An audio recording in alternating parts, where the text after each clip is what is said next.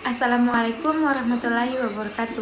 Selamat pagi dan salam sejahtera untuk kita semua. Yang saya hormati Bapak Dr. Andes Andi Aco Agus SH MPD selaku dosen pengampu dan Bapak Muhammad Asriadi SPD MPD selaku dosen mitra pada mata kuliah Pendidikan Kewarganegaraan. Dan teman-teman sekelas yang saya banggakan. Pertama-tama, mari kita panjatkan puji dan syukur kepada Tuhan Yang Maha Esa. Atas rahmat dan hidayahnya lah kita dapat melaksanakan presentasi. Sebelum itu, izinkan saya memperkenalkan diri terlebih dahulu. Perkenalkan, saya Siti Aisyah Permatasari selaku moderator dari kelompok 2, dan adapun rekan-rekan saya yaitu Rodina Goni, Rani Kusuma Dewi, Nurfadila S, dan Hikmah Wardani. Dan topik yang akan kami bahas adalah esensi, urgensi identitas, urgensi integritas, dan konstitusi negara Republik Indonesia. Dengan mengucapkan Bismillahirrahmanirrahim, presentasi ini saya buka. Dan langsung saja saya persilahkan kepada pemateri pertama untuk membawakan materinya. Bab 1. Esensi dan urgensi identitas nasional. Konsep identitas nasional dibentuk dalam dua kata dasar, yaitu identitas dan nasional. Identitas berasal dari kata identity yang merupakan ciri atau penanda yang dimiliki oleh seseorang baik pribadi ataupun kelompok. Nasional merupakan kebangsaan, berkenaan, atau berasal dari bangsa itu sendiri, meliputi suatu bangsa. Jika disimpulkan, identitas nasional adalah ciri-ciri atau karakteristik perasaan atau keyakinan tentang kebangsaan yang membedakan bangsa Indonesia dengan bangsa lain. Identitas nasional bertujuan untuk mempertahankan kesatuan sebuah negara, pembeda dari negara lain, landasan negara, dan alat pemersatu bangsa. Kepribadian bangsa juga sebagai identitas atau jati diri bangsa. Identitas nasional Indonesia meliputi apa yang dimiliki bangsa Indonesia yang membedakannya dengan bangsa lain. Kemudian meliputi geografi, lalu sumber kekayaan alam Indonesia, agama, budaya, politik, dan lain-lain. Pancasila sebagai identitas nasional tidak hanya bersifat fisik seperti simbol atau lambang, tetapi merupakan cerminan identitas bangsa dalam wujud psikis atau non-fisik, yakni mencerminkan watak dan perilaku manusia Indonesia sehingga dapat dibedakan dengan bangsa. Selanjutnya saya akan membahas tentang urgensi integritasi nasional. Berikut ini pengertian dari para ahli mengenai integritasi nasional. Menurut Riza Nur Afani, integrasi nasional adalah pembentukan suatu identitas nasional dan penyatuan berbagai kelompok sosial dan budaya ke dalam suatu wilayah. Kemudian menurut Juliani Suryono, integrasi nasional adalah bersatunya suatu bangsa yang menempati wilayah tertentu dalam sebuah negara yang berdaulat. Dan kesimpulan dari pengertian para ahli tersebut ialah integritasi nasional merupakan proses pemersatuan bagian-bagian unsur atau elemen yang terpisah dari masyarakat menjadi kesatuan yang lebih bulat sehingga menjadi satu bangsa. Adapun faktor yang menentukan tingkat integritasi suatu negara diantaranya yaitu adanya ancaman dari luar, gaya politik kepemimpinan, kekuatan lembaga-lembaga politik, ideologi nasional, dan kesempatan pembangunan ekonomi. Integritasi diperlukan guna membangkitkan kesadaran akan identitas bersama, kemudian menguatkan identitas nasional dan membangun persatuan bangsa.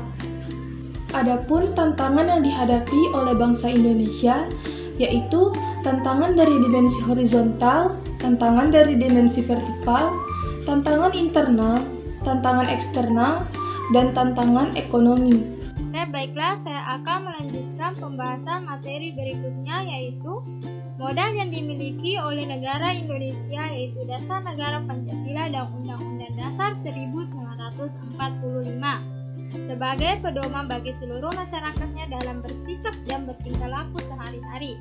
Pancasila sebagai pandangan hidup juga menjadi landasan moral kepedulian manusia sepanjang masa. Manusia sebagai makhluk ciptaan Tuhan dalam perjuangan untuk mencapai kehidupan yang sempurna memerlukan nilai-nilai luhur yang dijunjungnya sebagai suatu pandangan hidup. Kita masuk ke pembahasan selanjutnya pada bagian bab 3 mengenai konstitusi negara Republik Indonesia. Konstitusi adalah suatu bagian dari undang-undang, di mana konstitusi itu merupakan seperangkat aturan atau hukum politik yang berisi ketentuan tentang bagaimana pemerintah diatur dan dijalankan sebagai kumpulan asas-asas mengenai pemerintah, serta hak-hak yang diperintah. Konstitusi juga diartikan sebagai suatu dokumen atau seperangkat dokumen yang berisi aturan-aturan dasar untuk menyelenggarakan negara. Konstitusi sangat penting bagi suatu negara, karena konstitusi merupakan kumpulan hukum, institusi, dan adat istiadat yang berasal dari prinsip-prinsip. Oleh karena itu, konstitusi sangat penting karena setiap negara pasti memiliki aturan atau hukum yang berlaku yang harus ditaati oleh warga negaranya. Salah satu hal-hal yang diatur dalam Konstitusi Indonesia Undang-Undang Dasar 1945 yaitu hak-hak asasi manusia dan hal yang menyangkut tentang lembaga negara, hubungan antar lembaga negara, fungsi, tugas, hak, dan kewenangannya. Dinamika dan tantangan Konstitusi Republik Indonesia. Konstitusi yang pernah berlaku di Indonesia telah mengalami 4 kali perubahan. Mengapa hal tersebut bisa terjadi? Karena guna menyesuaikan dengan tuntunan dan tantangan yang dihadapi saat itu. Persoalan bangsa dan tantangan yang dihadapi saat itu tentunya berbeda dengan awal reformasi, sehingga dilakukan perubahan. Selain itu disebabkan oleh faktor eksternal dan internal. Yang mengamandemenkan Undang-Undang Dasar 1945 ialah Majelis Permusyawaratan Rakyat atau yang biasa disebut MPR. Diamandemenkan sebanyak 4 kali perubahan. Perubahan pertama pada sidang umum MPR 1999 pada tanggal 14 sampai 21 Oktober 1999. Perubahan kedua pada sidang tahunan MPR 2000 pada tanggal 7 sampai 18 Agustus 2000. Perubahan ketiga pada sidang tahunan MPR 2001 pada tanggal 1 sampai 9 November 2001. Perubahan keempat pada sidang tahunan MPR 2002 pada tanggal 1 sampai 11 Agustus 2002.